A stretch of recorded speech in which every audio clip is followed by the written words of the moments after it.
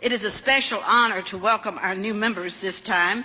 We have 30 new members since our last meeting, and they're all joining us here at the new members table.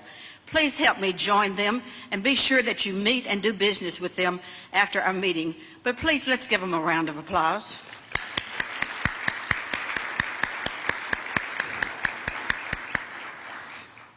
We also would like to thank our membership meeting presenting sponsor, Monroe Carroll Jr., Children's Hospital Vanderbilt. These meetings would not be possible without their generous support. I would like to invite Dr. Margaret Rush to the stage to say a few words.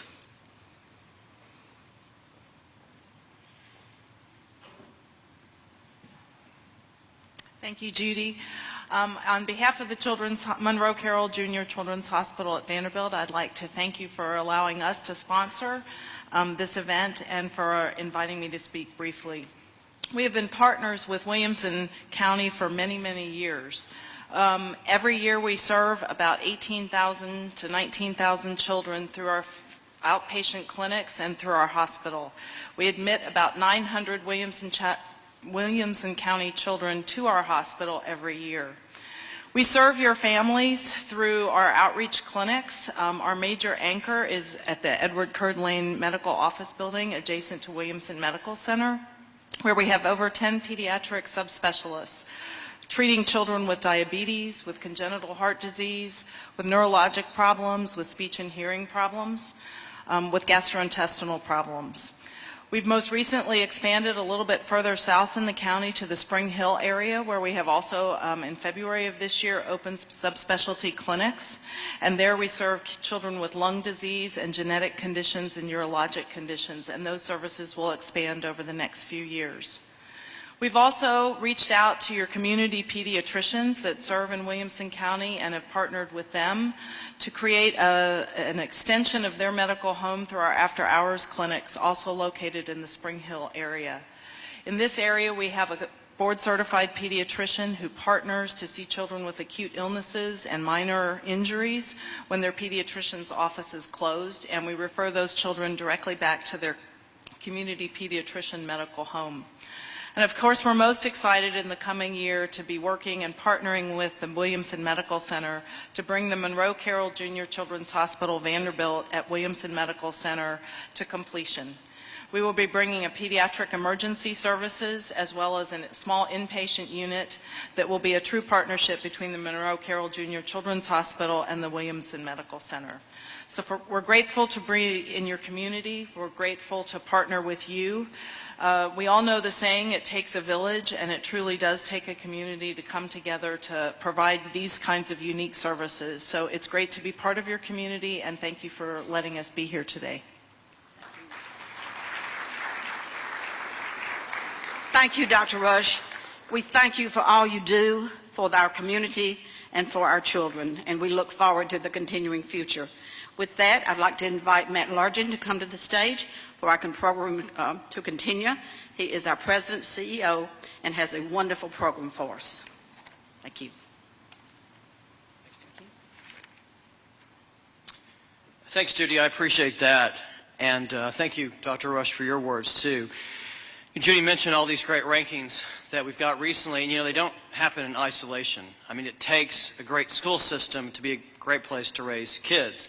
It takes a great hospital and what's planned to make this a great community and make people want to go out and vote for Franklin as the greatest small town in the South. So I think it's important just to remember how interconnected all these things are when we think about what makes this economy go. I want to mention before I get started that we've got a new partnership with Williamson Source. This program is actually being live streamed right now and will be archived for you to check out. It doesn't mean that you're going to stop coming because it's live streamed, right? There's things you couldn't get here if you weren't here. It's just like going to a football game. But I think this is a great partnership going forward, and it really is a way for the times that you can't make our meetings to go and check out the content, because we take great pride in the programs we put together and the content we provide to you to help you grow your business. Each month, we like to recognize and celebrate a chamber member who has made really good use of their membership, because that's what this organization is all about. You only get as much out of your chamber membership as you put into it. So it's my pleasure to welcome to the stage Jeff Falvo with Rev Local, who's going to talk about how the chamber membership has helped him grow his business. Jeff?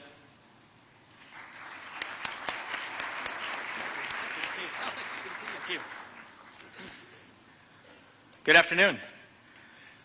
Yesterday I put together a new elevator pitch, so I'm going to try it out on you folks today, and I'm going to talk about the chamber. My name is Jeff Falva with Rev Local. We are an internet marketing company. We help businesses gain new customers through online local search marketing. We do what we do because the internet is where people are going for information, and it's constantly changing. Business owners tell us they don't have the time or the expertise to keep up. Our parent company started in the 90s in the internet business, which is what has led to a 95% retention, Inc. 500 company as of September of last year, and we're doing that with no contracts. Since joining the Williamson County Chamber in September of last year, I've enjoyed meeting other business professionals as well as outstanding chamber staff. I've found that, like most anything in life, results are in direct proportion to the effort and time that we put in. I've attended several events since joining the chamber in September and have gained 7 new clients so far. If you want to grow your business, I would recommend that you take advantage of the events the chamber offers. Then use that information not only to grow and strengthen your business, but also to share your ideas and learn about other businesses in order to build relationships that will lead you and them to new customers. The chamber staff and membership volunteers are willing to sit down with you and strategize the best way that you can to offer the growth in growing your business. So I would encourage you to take advantage of every opportunity, and especially this opportunity today. Thank you.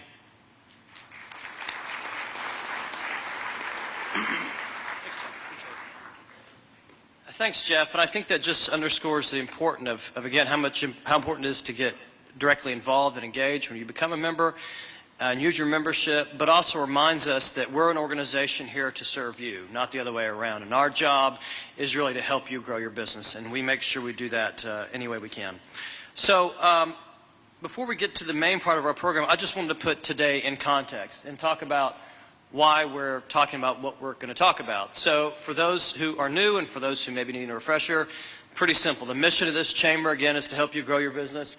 We take an innovative approach to building a prosperous business community.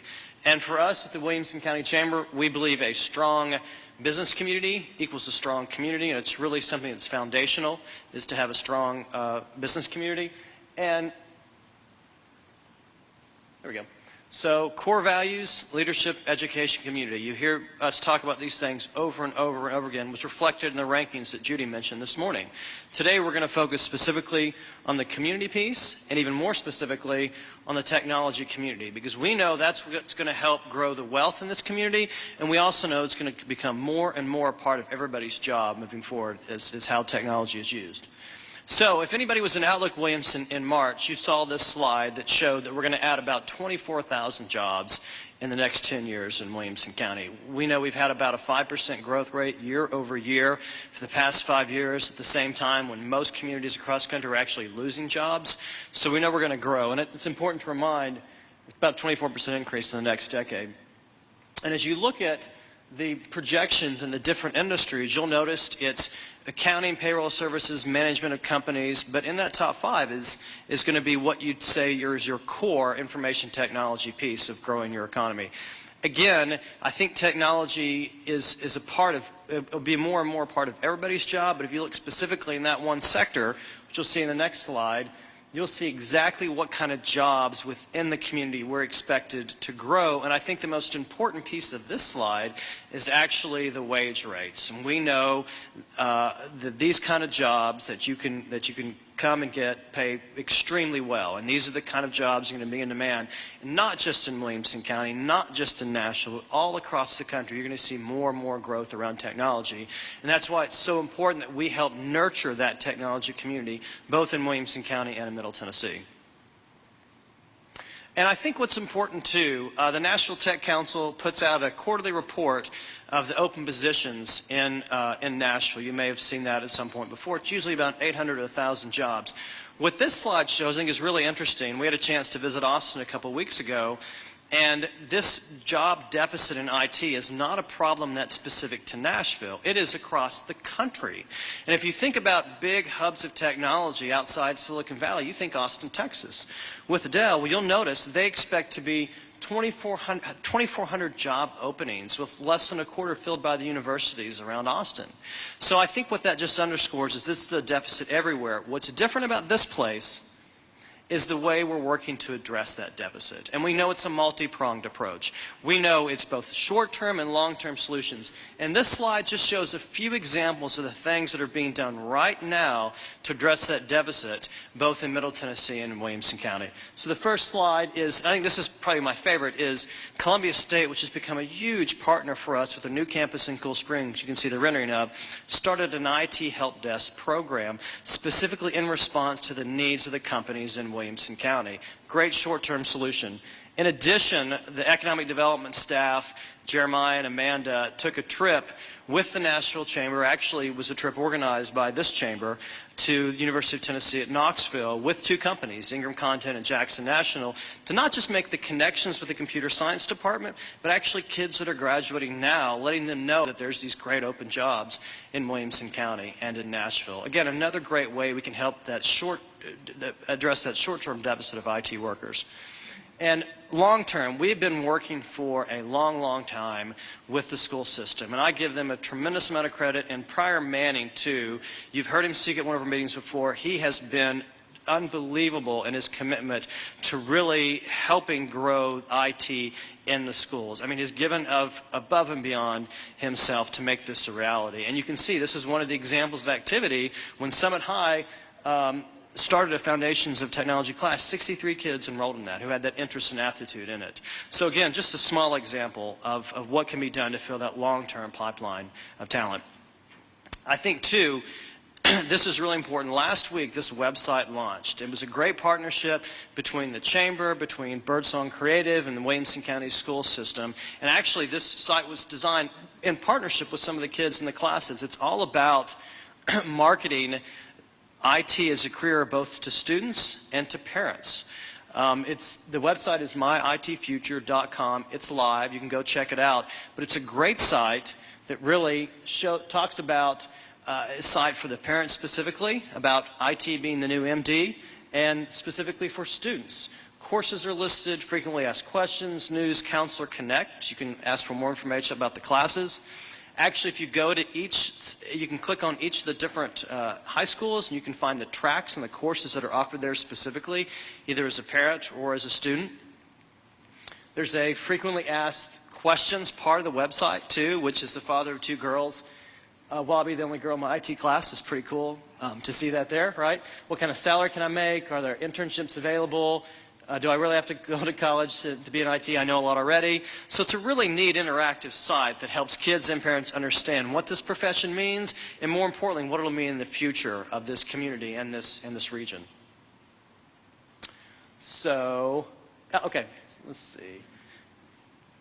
So this is really interesting. I want to end this part of the presentation with an article actually in the New York Times a couple weeks ago talking about coding. And in fact, I think it was the Chicago public school system that's actually adding coding as another language, like they would add Spanish or French. I think that's really interesting. And what really stood out with me, and we'll have this on our website later so you can read exactly what this was this line that I underlined. Coding looks less like an extracurricular activity and more like a basic life skill, one that might someday lead to a great job or even instant riches. And that's why we're doing this. And that's why we've got this great panel today of companies in Williamson County to talk about exactly what IT means to them, how their company started, and how they hope to grow the company in the future. Because there's no doubt about it, companies like this are going to be the future both of this county and of this region. All right. There's really no good way to transition to this. This is ridiculous. I admit offhand, this is completely ridiculous, but I want to tell a story. This all started, I guess, about, 6, 7 months ago when our moderator of the panel, the CEO of the National Tech Council, Brian Huddleston, came to an event, and for some reason he was showing off his socks. I said, those are great looking socks, but the difference is mine actually match. my clothes. He said, no, Matt, you got to try it. You got to try it. So I guess it was a few months ago. I was in a store with my kids, and I said, okay, you all can pick out one ridiculous sock for Daddy to wear, and I'll start wearing these ridiculous socks. Brian said to me, next time you, and I texted him a picture that day, and he said, next time we're together, we're going to do a sock off. And being the somewhat competitive person I am, I just said, okay, let's make this serious. Let's make this a real deal. So anybody who's on Twitter right now, I want you to vote using the hashtag #SockOff for either sock 1 or sock 2. When we're finished with this presentation today, I'll let you know who won, but that's what I want you to do. If you're not on Twitter, but you can influence somebody at your table that is on Twitter, please do that, and we'll have the results. Because, look, this is a silly contest, and frankly, Twitter's pretty silly too, but we'll have the results when this is over. So that is probably the worst introduction you've ever had, Brian. But it's my pleasure now to welcome Brian Huddleston. He is the president and CEO of the Nashville Technology Council, has been for about 7 months, and is a Williamson County resident. And he is going to moderate a panel of local success stories in IT. Brian?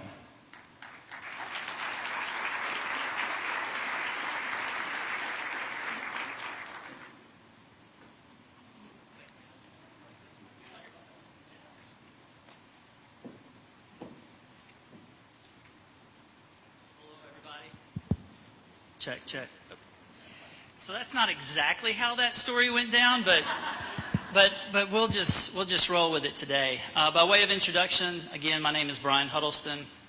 I'm the president of the Nashville Technology Council. At the Technology Council, we do 3 things. We develop, connect, and promote the Middle Tennessee technology community.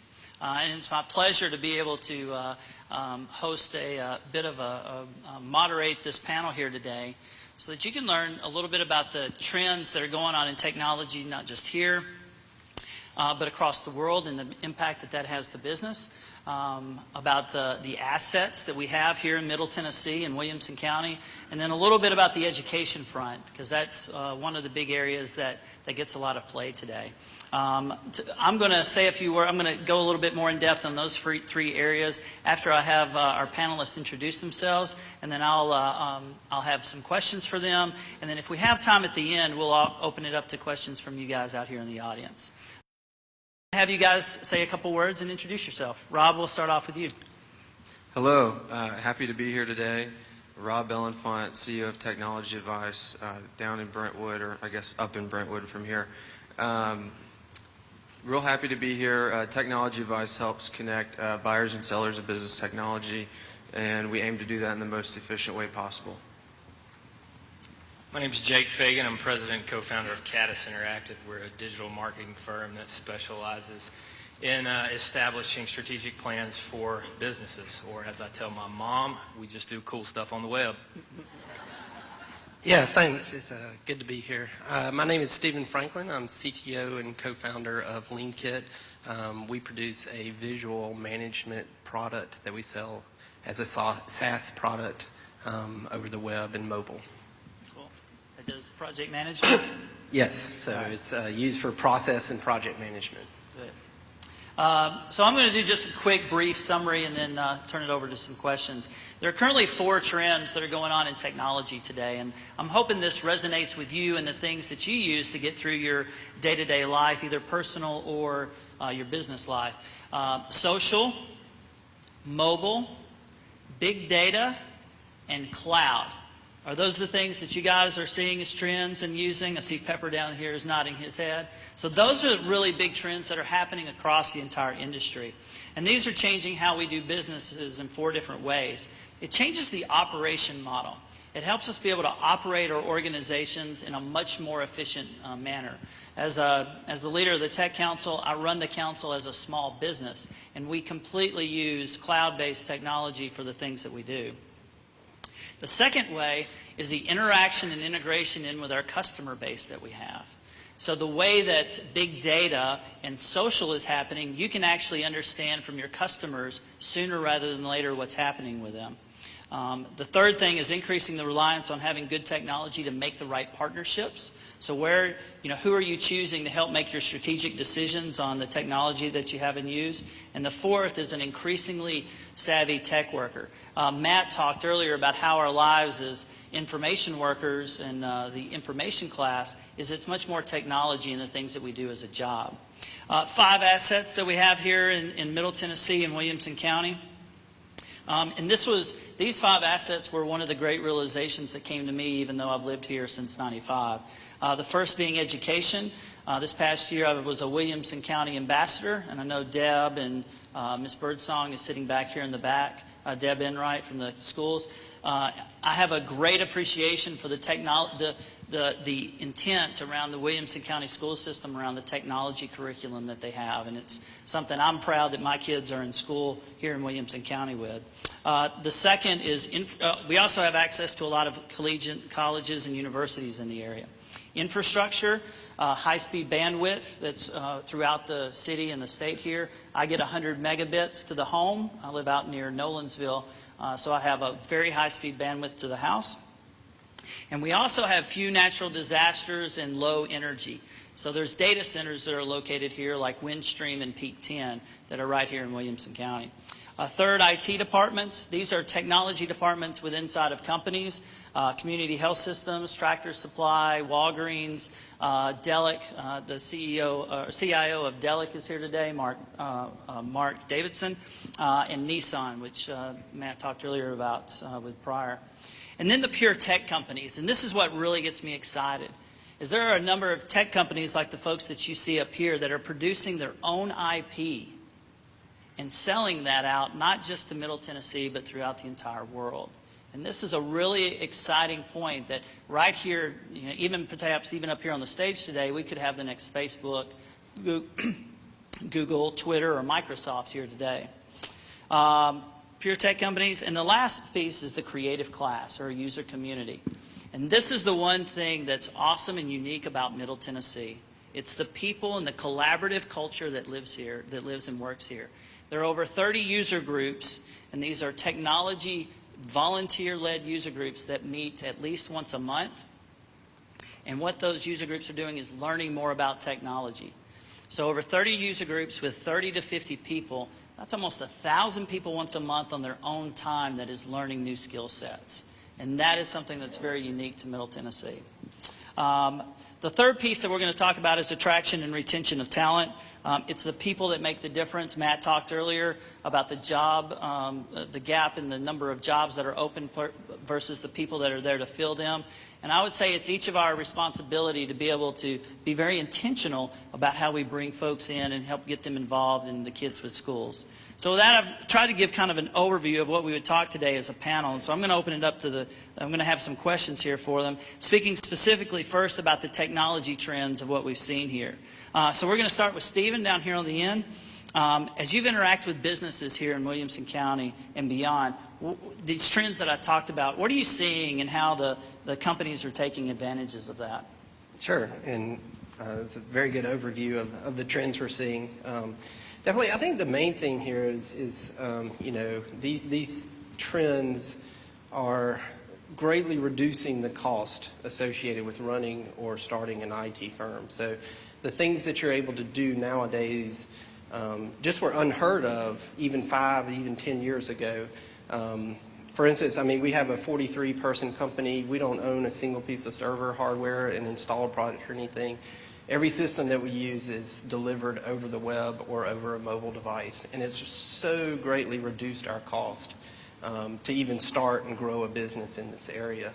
On top of that, the enabling of that, so the reduction of storage, the reduction of processing, the reduction of bandwidth cost, allow for these big data movements. So being able to collect a tremendous amount of data and analyze that so that you have a good insight into, say, your customer base and what are the things that they're looking for, and you can steer your product or services towards that area. So. Another one that I would point out too is just enabling businesses to move faster. Especially if you're a technology business, but if you're not a technology business, leveraging the technology to get things done more quickly. I'll give you guys an example. There's a startup out there called Zenefits, and they're a customer of mine. I'm a customer of theirs, but they're a cloud-based benefits administration tool, and they've basically automated our complete onboarding process for our team members. Another great example sitting right here, Steven at LeanKit. You know, I use LeanKit within my organization as kind of, it's like a virtual whiteboard, or we use it kind of as a to-do list and workflow optimization tool. But it's enabled us to just move faster. You know, tools, you know, cloud-based tools like we're talking about here, you know, that's one big trend is people want to move faster. They want to get information more quickly. Yeah, and I'll add a few points to that in terms of protecting data. We were working with a very traditional-minded manufacturing company within the area, and our point in talking to them was, okay, you have a 65-year-old sales force. They're not going to work for you forever. What are you doing with your connections, with your relationships to ensure that your large enterprise-based business survives past one or two sales force? So our application for them was, let's integrate a CRM solution. Let's make it cloud-based so that information is spread across your whole company and that you're protected in case one person goes away, relationships goes away. There's something there to take the place in the form of a software-based solution.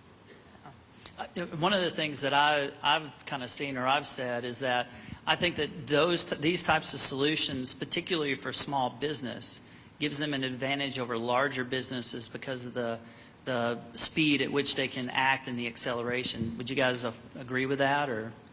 Yes. You know, in my business, we can do in minutes, hours, or days what might take a larger organization weeks, months, or quarters because of a lot of the technology that we're talking about here today. Yeah, the world of marketing automation is really at the forefront of a lot of what you're doing in your business, and I think there's pros and cons to that. And what I mean by that is it's all about what you're using that for. Everybody wants the cookie cutter approach to solve all my solutions in one click of a button, and unfortunately that's not the way it works. Even technology can't solve that problem. But when you understand your customer, there are great solutions out there to help you use your employees' times better, your time better, and to make your company a lot more efficient over the long haul. Yeah, I'd say there's a level of autonomy too. I mean, some of the larger organizations are really starting to take advantage of this too. So if we look back 10 years and look at sort of the monolithic systems that got deployed throughout an enterprise, now you're seeing sort of pockets of these services that are being used, providing a lot more autonomy and allowing each, say, department to really go out and get the best of breed for what they need, as opposed to having to sort of shoehorn themselves into the enterprise monolithic application that we've seen in the past. Yeah. So I think there's an acceleration piece.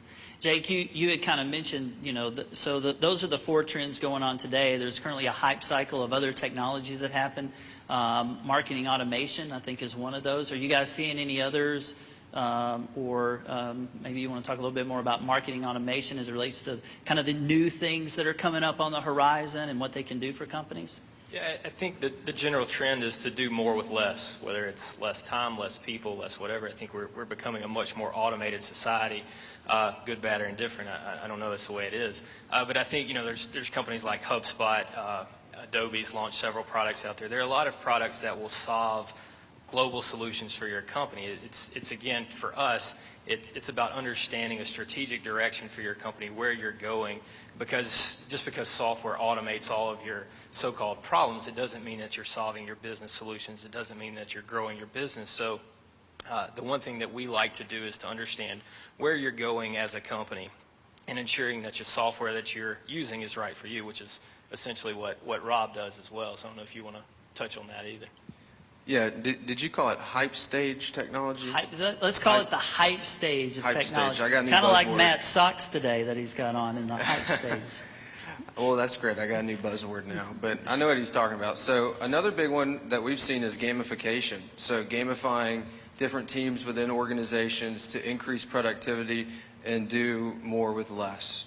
So, you know, one of the biggest things is sales teams, gamifying sales teams, whether you're a technology business or not. That's a hype stage trend that I'm seeing out there as well. All right. Last on kind of these trends that are going, any advice you guys have, maybe in process or looking at things that you would give for the companies that are here today, no matter what the size is? And Rob, based off of your experience here, I'm going to have you start off with that.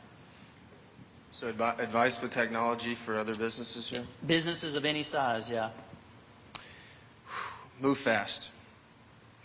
You know, I said it earlier, but so there's so many different technologies out there, and I mean, I don't know if you gave me this question on purpose, but that's what we do is we help businesses select the best technology solution for them. So what we advise people to do is look at what other businesses that you admire or that are similar to yours are doing.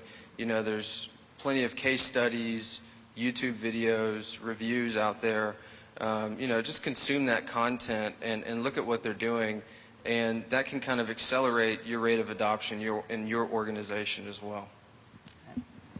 Yeah, I would say, you know, one of the things of these trends is, you know, we're lowering the barrier of entry for companies to start to solve specific needs. So I would say, you know, definitely go out there and research what's out there because it's changing. The landscape's changing so quickly. And if there really is a need that you're trying to fill, there's probably a company out there that has started that's trying to fill that need. So, you know, get out there and look for those solutions, and, you know, I think you'd be happy with what you find. Okay. All right. I'm going to switch over to tech here in Williamson County. So Williamson County, typically known as a suburban office market and not necessarily for tech companies. All you guys are located here. Why did you guys locate here in Nashville, and how is it, or in Franklin or Williamson County, and how has that had an impact to your business? And Stephen, we'll start with you there. Yeah, I mean, so Franklin was so appealing to us because we felt like it really felt like the culture that we wanted to facilitate within our organization. And, you know, frankly, it's been a huge benefit for us attracting people into our company and our organization. You know, we really wanted to promote sort of this small town feel, the feeling that, you know, we're really connected with our customers, and that we're not just part of a big machine inside of a big, you know, metropolitan area where you're just kind of drones going to work. So, I mean, that's really what was one of our major appeals. And, you know, we're able to just walk down to Franklin Square and go eat with, you know, all our employees and everything like that, which was just perfect fit for what we wanted our culture to be. We moved our business here about 3 years ago because we wanted to live here. And I think when you want to live in a place, it's easy to figure out how to work there. And I think for us as a recruiting tool, taking somebody to downtown Franklin and knowing that you're 20 minutes away from Nashville, I've never really understood the division between Williamson and Davidson County in terms of Nashville, Franklin. It's 15 minutes away. It's not Boston versus, you know, Red Sox, Yankees. It's not that way. So, you know, here, we want to work here, and for us recruiting, there's obstacles, yes, but people want to be here as well. I think these guys both had great answers. I don't have a lot to add other than it's beautiful. It's you know, we recently won the award for, or at least Brentwood did, for top 10 places to raise a family. But it's a wonderful place to raise a family, and so when I graduated school, it's you know, was just a natural selection for me because I grew up here and was a product of Williamson County Schools as well. So, yeah, it's cost effective too. So that's always a good thing. It is easy on that, isn't it? Yeah. I mean, and to that extent where, you know, Matt and the team here is trying to pull companies in to Middle Tennessee, either relo or put in other office centers or any of that. What are the how can we do a better job of attracting those tech companies? What are the things that we would have in place that attracts not just healthcare, but technology companies, or really companies of any type of industry that they're in? And Stephen, we'll start with you on that. Yeah, I think there's a couple of areas.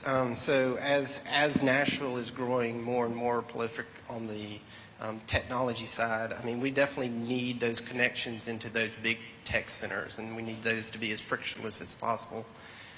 You know, right now we don't even have a direct flight into San Francisco. I mean, that would be something that would be huge for us in terms of really getting connected into those tech hubs. secondly is just building the ecosystem. And I think we've got a really good foundation here, and it's growing every month, starting to see a lot more involvement of the tech companies around here and the interconnectedness of those, so the cross-pollination, which is very valuable for, all the startup technology type organizations. The last is obviously, capital. So, providing the mechanism, the capital in which can be invested into these companies and used to grow these companies into, the profit centers that we need them to be. Sure. For us personally, our offices are in the Franklin factory, but in Williamson County as a whole, you look around there's a lot of Class A space around, but there's not a lot of cool space for creative type companies to go in. I think it's a big issue, and I think it's something that we need to work on. So that's an obstacle that I think we need to pay attention to. Great companies need great spaces to work in, not just great places to work. Yeah, I'll expand on that too. Is tech companies need more flexibility, and I'll give you two examples. First is parking. And it's not something you think about, but the parking ratios for a tech company, if you just look at the national average, is much higher than a lot of other industries. The density in offices. I built an office about 1.5 years ago over on Overlook, and the requirements required us to have, I believe, 18 or 19 parking spots. We put in 21, but I've got 50 people in the building now, and so parking's a challenge. I'm nowhere near downtown Nashville, and it's still a challenge. But the creative spaces as well. So offering flexibility. This might be a silly example, but last Thursday we had a cornhole and ping pong tournament at our business, and I had to get permission from the city of Brentwood to put up a few tents, and also had to write a $100 check for a bond in case we didn't follow the rules. So, I know rules are important, and they're there to protect the majority from the minority, but if I want to have a ping pong tournament and I want to put a few tents up and invite some neighbors over, having to jump through extra hoops sometimes can slow you down. So areas where we can have really good environments and culture. I always relate that back to culture and really fostering this, really taking what the community already has, which is the creative aspect, and then fostering that and making it even more so. Yeah. All right, I'm going to switch over to education here, and from a tech talent perspective, I think Matt did a good job of framing up the number of positions and roles and all of that stuff that's here. Can you guys talk a little bit? One of the things that I hear a lot is intern programs, and starting an intern program and having an intern program. Can you guys talk a little bit about your intern or apprenticeship program, for that matter, and how you're partnering with the local institutions like the new Renaissance High, if you are, or any of the schools on tech talent? And Rob, we're going to start with you on this one. Yeah, I love this question. We've got the internship program of all internship programs. So this summer we started 8 interns.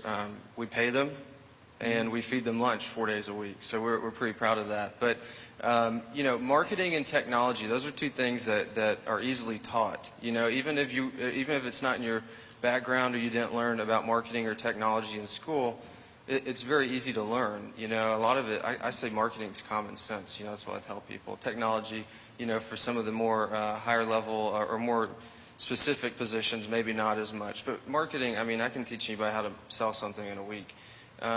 So we put these interns through a 12-week program. The first 4 weeks, they get to sample 4 different areas of the business, and they rotate from week to week. And then the last 8 weeks, we have, I think one of my managers created, he calls it Selection Sunday. He's a basketball fan. And so they're going to select different interns to work in different areas of the business based on their interests and their strengths. And so that's been really important. It's been a part of our hiring process from day one, is bringing in the younger talent, nurturing them, kind of showing them the ropes, teaching them, how businesses are run and how businesses add value. So that is a stellar program too. I'm pulling him out after this meeting with him and going to see if we can't replicate that in some stint. Jake? Yeah, I think much like Rob's intern program, our philosophy is we want you to be an intern for 3 months. We want you to be an employee for life. as a small business owner, recruiting is very time consumptive. We want to nurture, build relationships, build employees, and the easiest way to do that is through local talent. It's the most cost-effective approach. We want to build a community. And for our intern program, the way we treat it is we want you to work for us for 12 weeks as an intern. You get paid. We treat you well. We'll have a lot of fun, and you'll have a job at the end of it. And that's our selling point and something that's been very successful for us.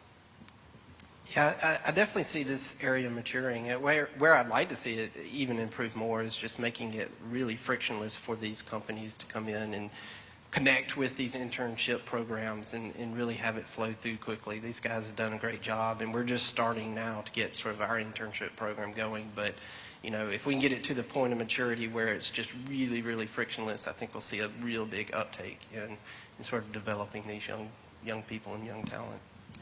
Who locally are you guys partnering with? Schools? Rob, where are you pulling students so from?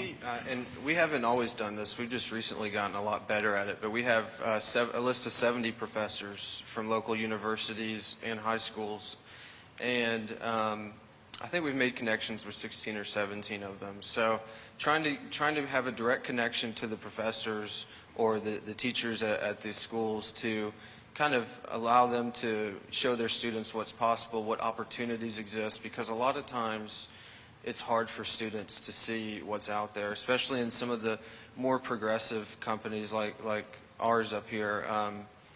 It's easy for your job posting on the job board to get lost with all of the larger organizations or more traditional organizations. And so anyways, I guess to answer your question is just about any high school or local university we're interested in talking to.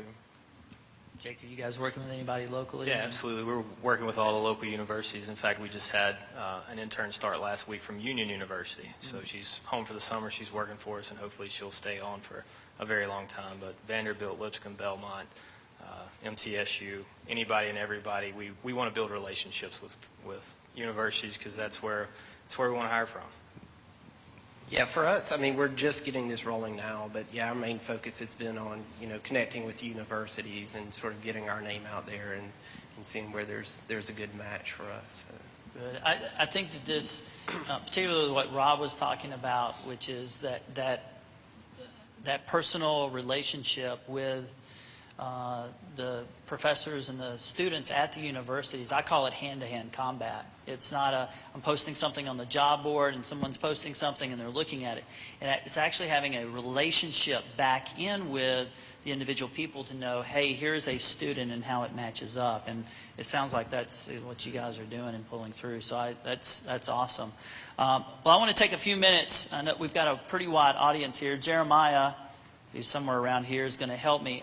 What I want to do is open it up to questions, and then I'm going to turn it back over to them to give some final thoughts to you around technology inside of businesses and here in Middle Tennessee at the end. So if there is a question, please raise your hand. Jeremiah will run to you, and we'll get that yelled. And I will repeat it. Yeah, go ahead.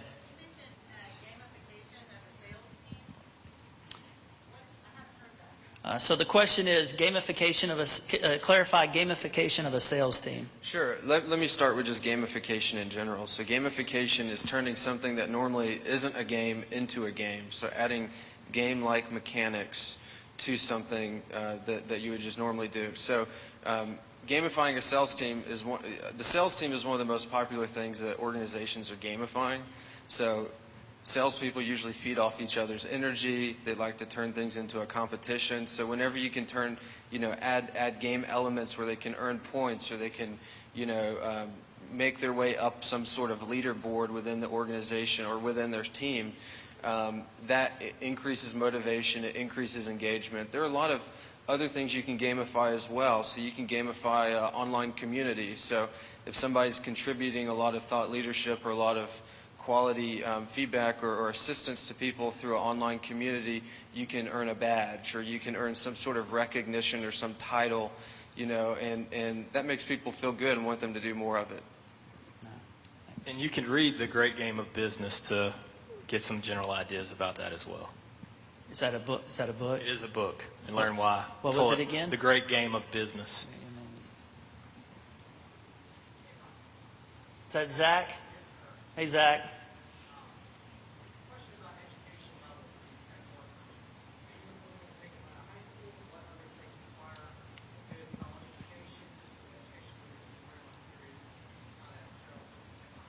So let me repeat it and make sure I got it right. What is the level of education needed for the roles that they have? High school, 2-year, 4-year, graduate? I get that right? Who wants to? Yeah, I can start with that. One thing I've seen through my experience is, I've worked with great tech people who just went through high school. I've worked with really great tech people who've gone through 4 years of, secondary education and even into, postgraduate type work. I don't think there's any prerequisite into what level of education you need to get.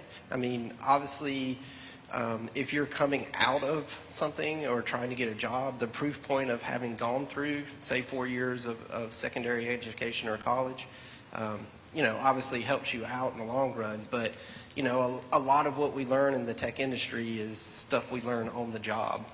So there's no limitation, I think, that you have if you don't finish going to a college or postgraduate education. The 8 developers that we have on staff, 1 actually has a degree in that area. For us, it's more about show me what you can do, show me your attitude, let us know if we can actually train you in this field, and we'll put effort and energy and a lot of sweat equity into building you as an employee. I look at it like the NFL draft. Where's Johnny Manziel going to go? And the whole point in that is you don't really know how good somebody's going to be until they turn out. But you have to see signs that you want to invest in that person and they could be the right fit for your company over the long haul. Yeah, I'll mirror that. Agree with everything they said. For us, I mean, we've hired people as young as 17 for our internship program. So right now, of the 8 that we have, 1 just graduated from Ravenwood. He's going to be a freshman in high school. But, like Jake said, we value the potential, the attitude, the coachability of that candidate over the skill set, the credentials, the resume, the experience. We look at where the person's going more than where they've been. We think it's important to understand where they've been and what experiences they've had because those things are also very valuable, but we don't put those before looking at where they're going. Good. Yeah, so the soft skills, what I heard there is a lot of the soft skills and potential in the folks. Is that right? Okay. Yeah, I mean, potential and passion are very big, traits that we look for. Cool. All right, Jeremiah, who's next? Last one? Yes, ma'am.